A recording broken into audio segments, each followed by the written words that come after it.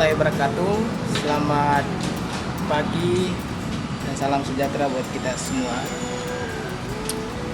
Materi kita pada kesempatan kali ini, kita akan berbicara tentang wawasan sosial, di mana wawasan sosial ini adalah salah satu ilmu pengetahuan yang harus dimiliki oleh setiap output pendidikan agar supaya output pendidikan itu memiliki ciri khas atau karakteristik tersendiri sebagai seorang yang berpendidikan dan orang yang tidak berpendidikan.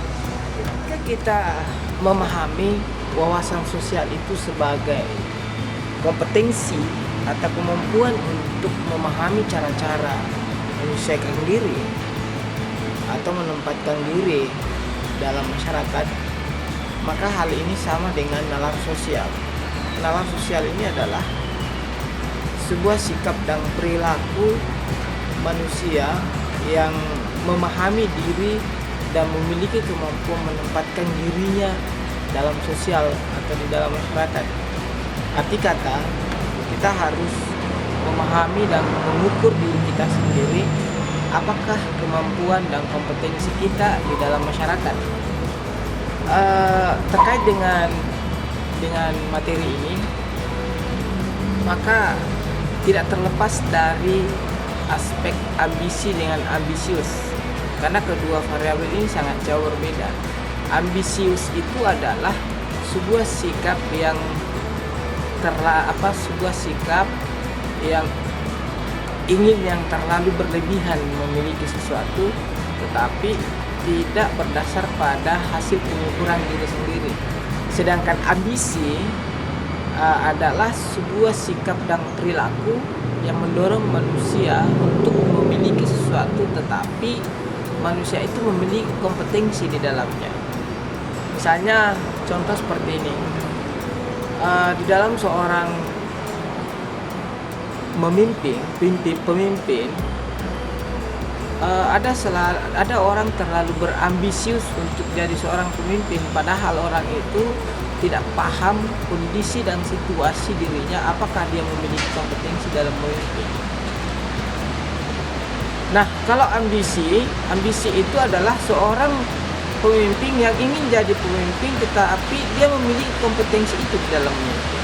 Itu ambisi dengan ambisius. Nah, ambisi dengan ambisius ini adalah salah satu komponen yang terpenting di dalam nalar sosial, ya kan? Jadi struktur wawasan sosial, struktur sikap dan perilaku atau karakter itu adalah mulai dari wawasan sosial, yaitu kemampuan untuk memahami diri sendiri, kemudian nalar, kemampuan kita menempatkan diri kita seperti apa di dalam masyarakat, lalu kemudian melahirkan sebuah sikap ambisi dengan atau ambisius. Kamus Bahasa Indonesia bahwa wawasan itu sama artinya dengan meneliti, mewawas. Bisa juga diartikan sebagai tinjauan. Wawasan juga bisa diartikan sebagai pandangan, ya, seperti sampaikan tadi. Sehingga kalau digabungkan dari wawasan sosial berarti pandangan kita terhadap masyarakat, karena sosial itu adalah masyarakat, atau hasil tinjauan yang terkait dengan masalah kemasyarakatan. Nah, kita kembali yang saya sampaikan tadi, bahwa kita ini sebagai makhluk ciptaan Tuhan yang memiliki 3 status, yaitu yang pertama adalah status sosial, status individu, status komersial. Mungkin saya sudah jelaskan dan kalian sudah paham semua ketiga status ini. Status sosial itu adalah manusia tidak bisa hidup tanpa bantuan orang lain. Kemudian individu ini adalah manusia harus mengedepankan sisi-sisi kehidupan secara pribadi, artinya mempertahankan diri sendiri. Kemudian komersil, segala sesuatu yang dilakukan oleh manusia selalu mengedepankan imbalan.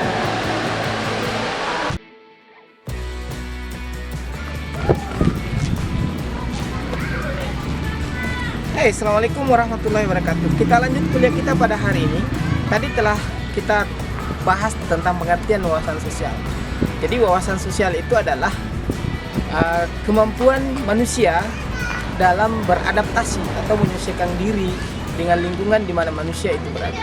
Jadi pada hakikatnya konsep dasar daripada wawasan sosial itu adalah wawasan yang dapat diartikan secara letterlike adalah meneliti tinjauan atau pandangan. Baik, jadi pada hari ini kita bisa memberikan contoh yang konkret bahwa yang manakah yang dimaksud dengan wawasan sosial. Kita telah pahami bersama bahwa Indonesia ini adalah negara yang memiliki keberagamaan yang sangat tinggi, mulai dari agama, etnis, ras. Oleh karena itu, contoh wawasan sosial itu bagaimana kita saling menghormati, saling membantu di antara manusia yang ada di sekitar kita, dan tanpa melihat dari sisi etnis, tidak melihat dari sisi agama dan lain sebagainya. Sebagaimana kita ketahui bersama bahwa bangsa kita ini adalah bangsa yang memiliki corak yang sangat tinggi, beragam, atau memiliki masyarakat yang heterogensi dari aspek agama, suku, dan ras. Oleh karena itu, contoh wawasan sosial yang bisa dapat kita lihat dalam aspek keberagamaan itu adalah bagaimana cara kita menjaga keberagamaan Indonesia, baik budaya, bahasa, dan mengembangkan keserasian dalam kehidupan masyarakat. Jadi kita sebagai manusia yang hidup di tanah air Indonesia ini yang dibingkai dengan Bhinneka Tunggal Ika di bawah naungan Pancasila, kita harus tetap menjaga kebersamaan, menjaga persatuan, menjaga kesatuan di antara kita. Kita tidak boleh saling tidak ada yang dikotomi di sini. Harus kita sama. Tidak melihat dari warna kulit, tidak melihat dari background agama, akan tetapi kita adalah satu nusa, satu bangsa. Oleh karena itu, apalagi dalam kondisi sekarang ini, corona itu tidak melihat dari sisi agama, tidak melihat dari sisi etnis, tidak melihat dari warna kulit. Semua memiliki potensi untuk terpapar dalam corona. Oleh karena itu, kita harus sama-sama untuk membangun kepersatuan kita, membangun kerjasama kita, saling tolong menolong di antara kita agar supaya kita terhindar dari keterpaparan virus corona ini. Sebab virus corona ini adalah sebuah masalah sosial, masalah kita bersama, masalah umat manusia di seluruh dunia, bukan hanya di Indonesia. Oleh karena itu, kita sebagai anak bangsa Indonesia yang dibawa naungan Pancasila harus kita junjung persatuan dan kesatuan, dan harus kita taat kepada perintah pemerintah. Kalau pemerintah mengatakan stay at home, jangan kemana-mana. Ini adalah salah satu bentuk kita ini memiliki wawasan sosial. Kita tidak boleh egois dalam segala aspek. Kita tidak boleh egois dalam menghadapi virus corona, karena virus corona ini seperti yang saya sampaikan tadi bahwa virus ini tidak memandang agama, tidak memandang etnis, tidak memandang suku, tidak memandang warna kulit. Semua sama di mata corona. Oleh karena itu, penutupan masjid misalnya, penutupan gereja misalnya, penutupan ibadah-ibadah yang lain yang sifatnya ada kerumunan massal di dalamnya, itu bukan berarti kita ada larangan di dalam menjalankan ibadah, tetapi ini adalah salah satu langkah untuk mengantisipasi penyebaran corona itu. Nah, penyebaran corona ini menuntut kita untuk kerjasama. Tidak boleh kita egois dalam segala aspek. Tidak boleh kita memandang sepele virus corona ini. Oleh karena itu, kita harus bangkitkan wawasan sosial kita itu, supaya kita sama-sama dapat keluar dari musibah mahadahsyat yang seperti saat sekarang ini. Jadi perlu kita pahami bersama bahwa wawasan sosial itu adalah ilmu pengetahuan yang diberikan kepada setiap mahasiswa agar mahasiswa memiliki kepekaan, agar mahasiswa dapat mengaplikasikan sikap dan perilaku serta kearifan di dalam kehidupannya masing-masing, sehingga kita bisa dapat menjalankan atau mengaplikasikan, memanusiakan manusia. Tidak boleh egois. Wawasan sosial ini dapat dilaksanakan dalam 4 ranah. Ranah pertama itu adalah pribadi atau individu. Artinya karakter yang baik, karakter yang mulia, itu cobalah kita mulai dari diri kita. Mulai dari diri kita. Jangan tunggu orang lain berbuat baik kepada kita, lalu kemudian kita mau membalas dengan berbuat baik. Usahakan kita berkarakter mulia dulu lah. Lalu kemudian kita tunggu orang berkarakter mulia kepada kita. Intinya seperti ini. Ada buku pernah saya baca bahwa ketika kita melakukan sebuah pekerjaan yang baik, maka kita akan mendapatkan imbalan yang baik pula. Ketika kita mengawali sesuatu niat yang baik, maka hasilnya akan baik pula. Nah, ini adalah suatu motivasi buat kita semua, bahwa ketika kita ingin mendapatkan sesuatu yang baik, maka kita awali dari diri kita sendiri untuk berbuat baik kepada orang, agar supaya orang itu bisa berbuat baik kepada kita. Kemudian ranah kedua adalah sikap dan tindakan sosial. Nah, ini konkret. Artinya, apa yang kita niatkan secara pribadi untuk berbuat baik, kita akan buktikan di tengah-tengah masyarakat. Dan melalui sikap kita, kita aplikasikan apa yang kita miliki. Kita aplikasikan karakter yang mulia itu kepada semua orang yang ada di sekitar kita. Itulah salah satu bentuk bahwa kita telah mengaplikasikan wawasan sosial kita itu. Kemudian ranah ketiga adalah ranah hubungan dengan sesama manusia. Ya sudah pasti, karena ketika kita berbicara tentang wawasan sosial, maka yang menjadi ruang lingkup di sini adalah manusia. Memanusiakan manusia. Jadi inti kata, ketika kita melakukan sebuah interaksi terhadap manusia, maka kita harus mengaplikasikan wawasan sosial berkarakter mulia. Jadi beda dengan kondisi saat sekarang ini. Kembali lagi kita berbicara tentang virus corona. Ketika kita berbicara tentang virus corona, maka kita dituntut untuk jauh, ya, menjauhi orang-orang yang ada di sekitar kita. Tetapi ingat, menjauhi bukan berarti kita memusuhi. Kita tetap satu. Jadi menjauhi bukan berarti kita harus pisah. Bukan itu. Hanya karena situasi dan kondisi kita, hubungan kita dengan manusia yang lain, kita harus jaga agar supaya penyebaran virus corona itu tidak mengganas seperti yang terjadi di negara-negara lain, seperti di Amerika yang sampai hari ini sudah mencapai 300-an yang terpapar, Italia dan seterusnya. Mudah-mudahan Indonesia tidak akan seperti itu. Stoplah sekitar 2.000-an atau 3.000-an yang terpapar dengan kasus corona.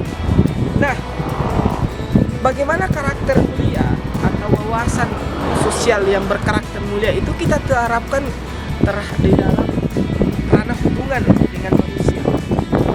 Kita harus menjaga ketersinggungan orang. Apalagi kalau S1 Farmasi ini adalah merupakan salah satu komponen pelayanan kesehatan, pelayanan masyarakat, sehingga dituntut untuk memiliki wawasan sosial berkarakter mulia. Jadi di ranah hubungan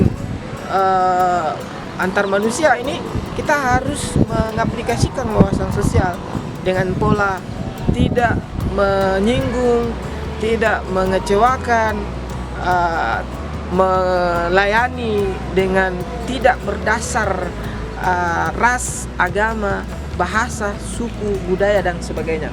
Kemudian yang ketiga, yang terakhir, ranah hak dan tanggung jawab. Jadi di dalam ranah hak dan tanggung jawab ini, wawasan sosial pun juga tertuntut untuk kita aplikasikan. Bagaimana kita mampu menjadi seorang sosok yang bertanggung jawab, menyelesaikan amanah, menuntaskan semua pekerjaan. Nah, hak kita sebagai seorang mahasiswa adalah memberikan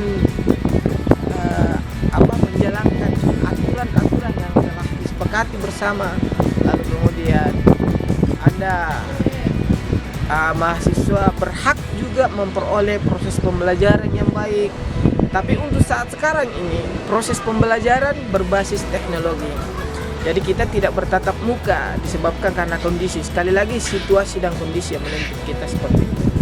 Sehingga dengan demikian wawasan sosial kita dapat terapkan di dalam hak dan tanggung jawab. Bagaimana kita menuntut hak kita, bagaimana kita harus bertanggung jawab sebagai kewajiban kita. Sehingga dengan demikian contoh hak dan tanggung jawab itu adalah Anda harus bertanggung jawab amanah yang diberikan kepada kalian.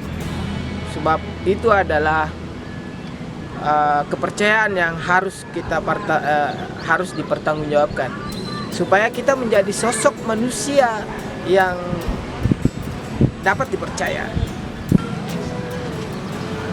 Dari penjelasan tadi, maka dapatlah kita pahami bersama bahwa orang yang memiliki wawasan sosial itu adalah orang yang senantiasa berperilaku, bertindak sesuai dengan aturan dan norma-norma yang berlaku di dalam masyarakat. Oleh karena itu, kunci utama bagi berkembangnya wawasan sosial yang berkarakter mulia dalam diri kita adalah setiap pribadi dapat melakukan refleksi terhadap peran sosial masing-masing di lingkungan sosial, dalam keluarga, dalam kampus, pertemanan, lingkungan di sekitar tetangga, dan organisasi yang diikuti. Sehingga dengan demikian, wawasan sosial itu menjadi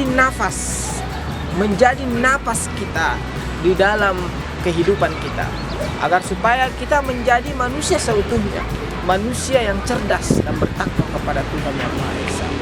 Nah, kalau misalnya manusia atau kita sebagai seorang output pendidikan memiliki kecerdasan yang baik yang dibingkai dengan ketuhanan yang Maha Esa, maka itulah yang dimaksud dengan manusia seutuhnya yang berbasis wawasan sosial.